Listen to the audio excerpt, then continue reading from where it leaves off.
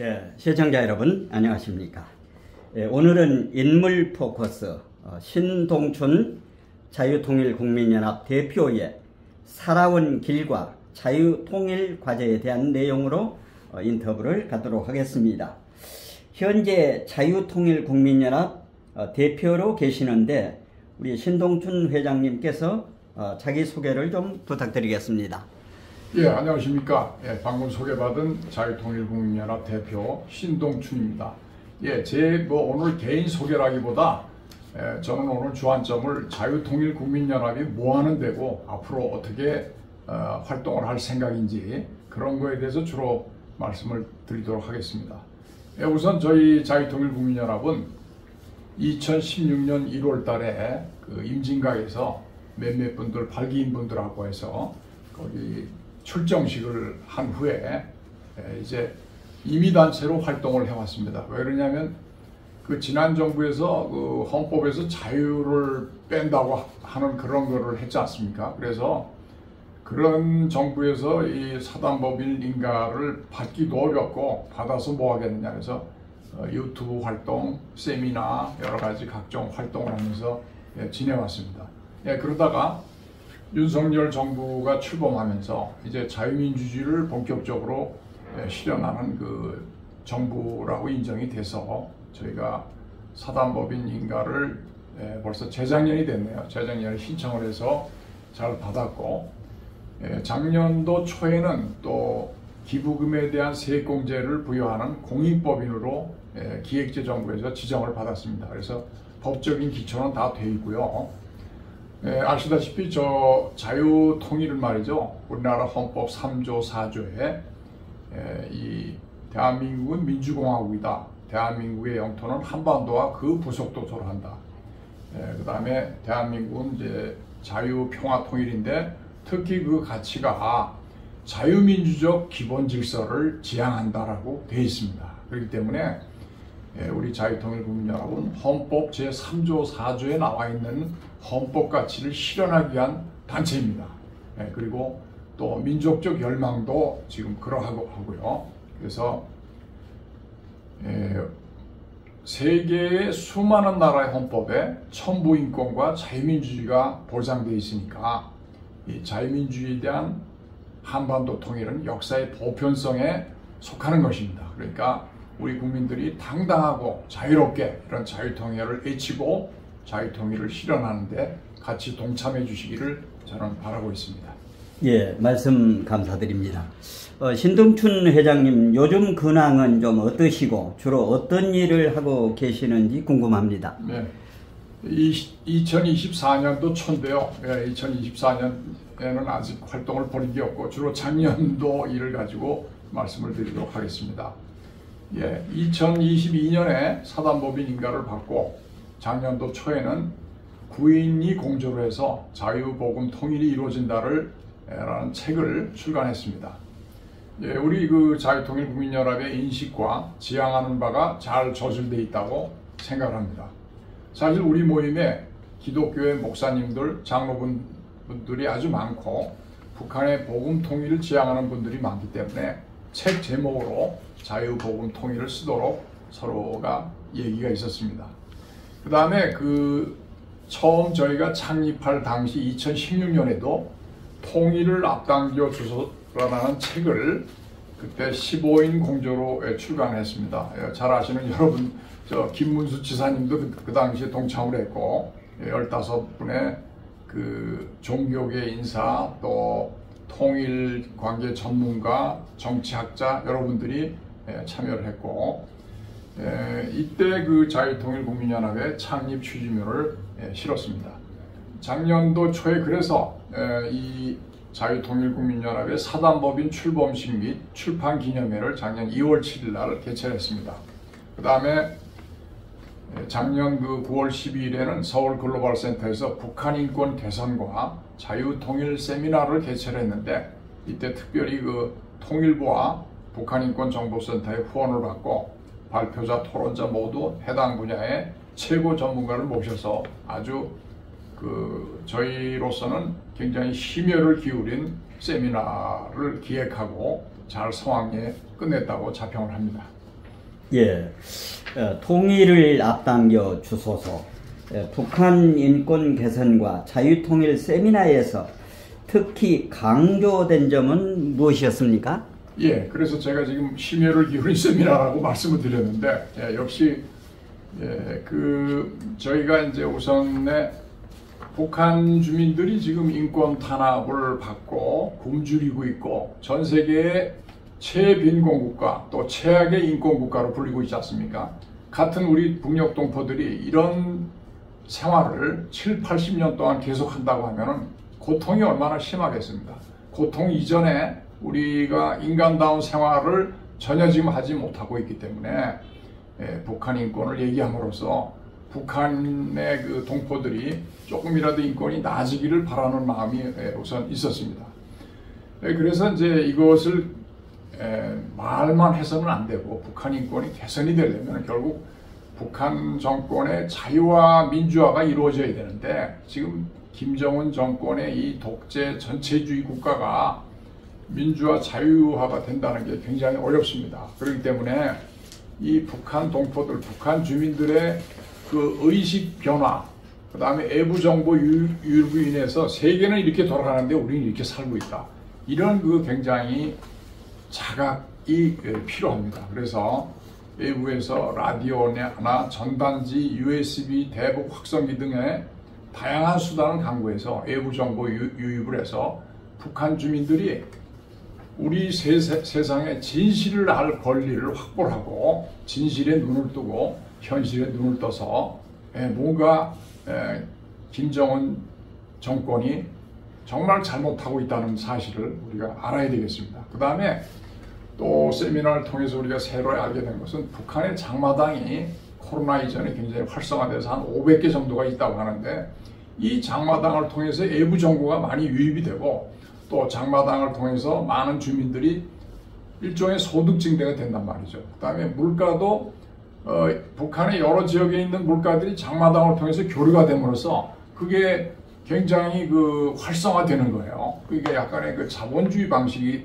들어가게 되는데 이것이 북한 주민들의 외부 세계에 대한 또 눈을 뜨게 되고 또 돈이 좀 생김으로써 인권 개선을 향상하는 그런 효과가 있습니다. 그래서 이 두 가지가 잘 이루어져서 북한 인권이 개선되기를 저는 바라고 있고 결국은 핵심은 김정은 정권이 이렇게 지금 독재 체제, 핵무기 개발을 하면서 북한 주민들을 굶어 죽이는 식으로 해서는 이 북한 개선은 끝이 안 보입니다. 그렇기 때문에 이 3대 세습 정권을 종식하는 것만이 북한 동민들이 자유로운 삶을 찾고 인권을 찾게 되는 그날이 올 것이라고 저희는 확신하고 있습니다.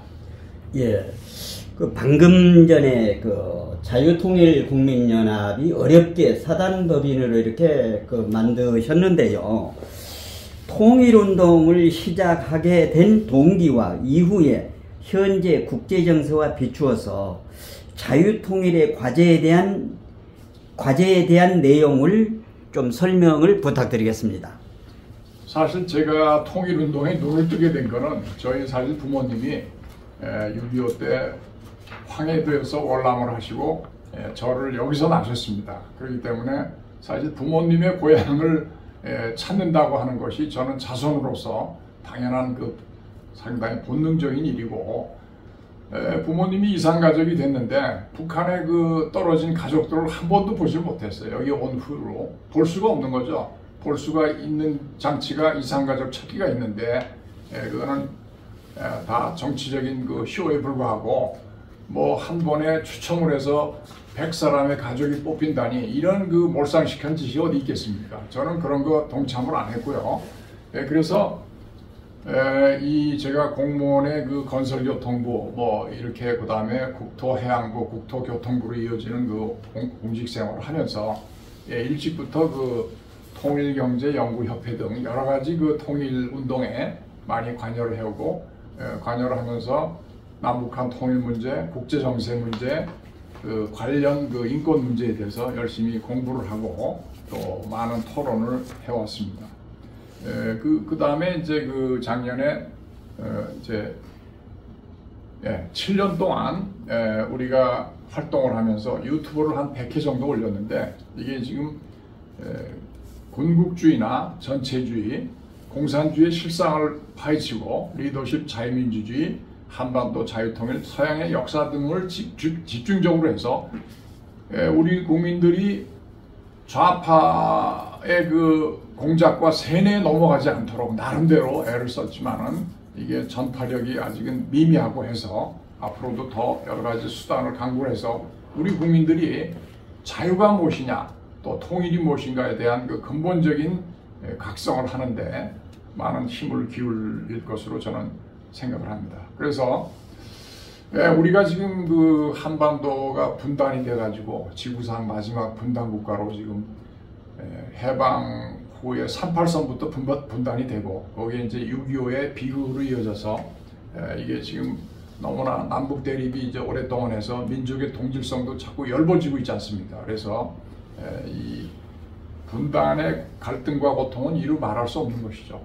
북한 동포는 지금 인권 탄압과 식량 부족으로 오랫동안 고통을 받고 있는 것이죠. 그래서 지금 이 시대에 이 지구상 마지막 분단 국가인 한반도를 통일하는 것은 시대 정신입니다. 어떻게 이게 수치스러운 역사 아닙니까? 우리 한민족이 이렇게 오랫동안 분단으로 남아있고 서로 대립하고 갈등하고 싸운다고 하는 것은 비극적이고 수치스러운 일입니다. 이걸 빨리 청산을 해야 됩니다. 그래서 아시겠지만 공산주의가 1990년 소련이 망함으로써 공산주의는 실패한 이념인 것이 명백해졌어요.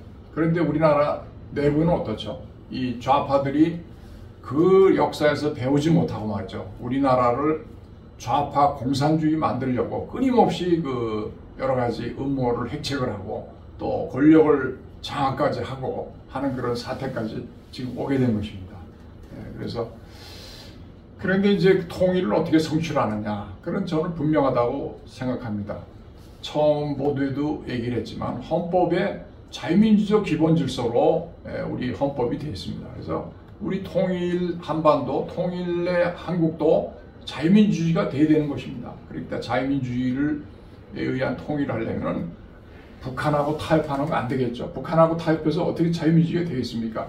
또 뭐 낮은 단계 영방제 다 비현실적입니다. 오로지 우리는 자유민주주의로 미국하고 한미 동맹을 맺어서 지난 70년 동안 자유와 번영을 이룩해서 한강의 기적을 이룩하면서 세계의 모범을 보여왔습니다. 그러니까 이 모범을 보인 대한민국의 사례를 북한에도 적용을 해서 거기도 역시 자유와 번영을 일으켜야 되는 것이 이 자유통일의 정신이고 자유통일의 가치가 되겠습니다. 예. 앞으로 그 자유통일을 위한 앞으로의 그 과제에 대해서 한 말씀 좀 부탁드리겠습니다. 예, 사실 그 2018년에 작년에 8월 18일 날 캠프 데이비드에서 한미일 정상이 합의를 했는데 뭐라고 했냐면은 그 자유롭고 평화로운 한반도 통일을 갖다가 문서에다가 천명을 했습니다. 이거는 역사상 국제사회에서 한반도 자유통일을 선언한 최초의 중대한 사건이라고 얘기를 할 수 있겠습니다. 그래서 지금 자유민주주의가 공산주의가 한반도에서 아직도 계속 격돌을 하고 있는데, 물론 공산주의가 저는 힘이 약화되고 있다고 분명히 얘기를 하는데, 아직까지는 한일 이 파트너, 그 다음에 북중로의 그 악당들의 그 서로 손잡고 하는 것이 서로 대립이 돼서 지금은 신냉전 시대가 있습니다. 그렇지만 여러분들 우크라이나 전쟁에 러시아가 종이 호랑이라는 게 입증되지 않습니까?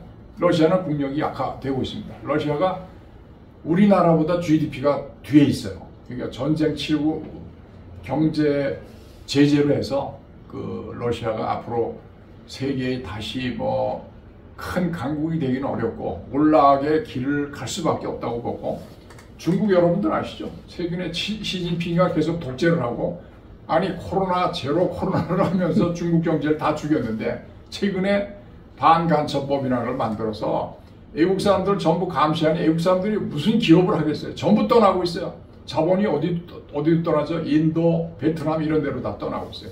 중국은 급속히 지금 썰물처럼 지금 침몰을 하고 있는 상황입니다. 물론 악당들이 그 마지막 때에 침몰하면서 옆에 있는 국가들을 핥히고 상처를 입히고 공격을 할 그런 본성이 있지만 우리가 이걸 잘 막아야 됩니다. 그래서 지금 우리 젊은이들이 통일에 관심이 많이 없습니다. 지금 문제는 젊은이들이 뭐 직장 잡기 어렵고 결혼하기도 어렵고 그러니까 뭐 애들도 안 나오고 그래서 대한민국이 소멸할 위기에 지금 처해 있어요. 앞으로 수십 년 되면 이대로 가면 말이죠. 그래서 이 통일이 새로운 우리 젊은이들한테 희망을 줄 수가 있습니다. 통일을 하면 우리가 7천만, 8천만이 되고 해외 동포까지 하면 8천만 이상이 되는 큰 나라가 됩니다. 여기에 이제 경제적인 문제, 또 우리나라가 우뚝 서서 세계의 새로운 큰 모범적인 자유민주주의 국가가 되는 것이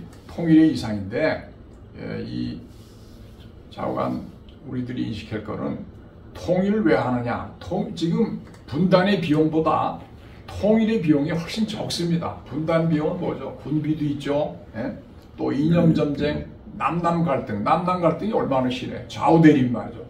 해방 후의 좌우 대립이 지금 다시 재현이 되고 있어요. 이렇게 어떻게 이런 일이 있을 수가 있겠습니까? 그래서 통일 비용은 우리가 남북한이 힘을 합쳐서 서로 각자의 능력을 발휘를 해서 서로 경제 발전 또 통합에 서로 기여를 한다면 우리 한민족은 정말 잘 살 수 있고 세계의 모범적인 국가로 발생이 되고, 제가 또 하나 더 볼수 있는 건 우리가 통일의 비전은 남북한 통합뿐만 아니라 이제 우리 조상들의 고토가 만주죠. 만주, 연해주, 또 몽골은 굉장히 우리하고 굉장히 비슷한 생김새를 가진 나라인데 이런 나라들하고 경제 공동체를 만들어서 서로 협조를 하고 우리의 그 경제적 영토 나중에는 진짜 통합까지 하는 그런 비전을 가지고 한반도 통일을 일으켰으면 좋겠습니다. 그래서 이것을 위해서 국내 네트워크를 확충을 하고 많은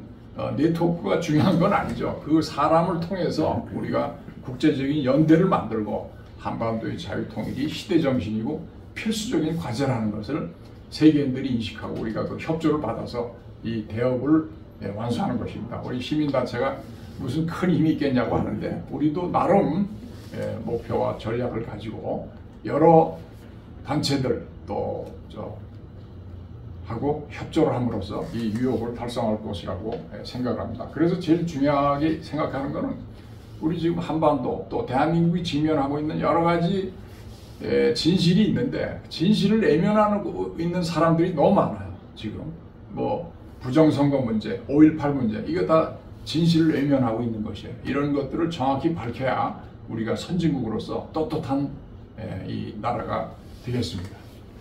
예, 마지막으로요, 자유통일국민연합 신동춘 회장께서 통일운동 이외에 다른 일도 하고 계시는지, 그리고 취미 등을 잠깐 소개를 해 주시고, 그리고 전국에 계시는 국민과 해외에 계시는 750만 해외 동포들에게도 한 말씀 드린다면 어떤 말씀을 주시겠습니까? 네, 제 개인 소개를 조금 이제 해야 될 것 같습니다. 저는 이제 대학교 때 이제 그 청운의 툴을 가지고 행정고시에 도전을 해서 일찍이 비교적 합격을 하고 공군 장교를 또 4년을 해서 군 복무를 충실하게 장교로서 마쳤고 그 이후에 국토교통부에서 30년을 열심히 국가와 사회를 위해서 열심히 일을 했다고 생각을 합니다.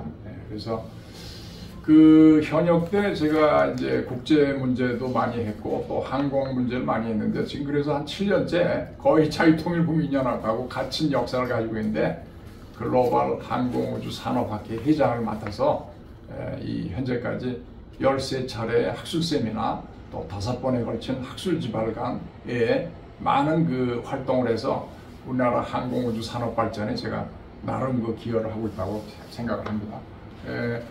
제가 이제까지 오면서 제가 그래도 다행히 공부를 좋아해가지고 법학과 행정학 기타 많은 학문을 습득을 하면서 남한테 그런 것들 선한 영향력을 이제 확대하기 위해서 앞으로도 계속 노력을 하겠습니다.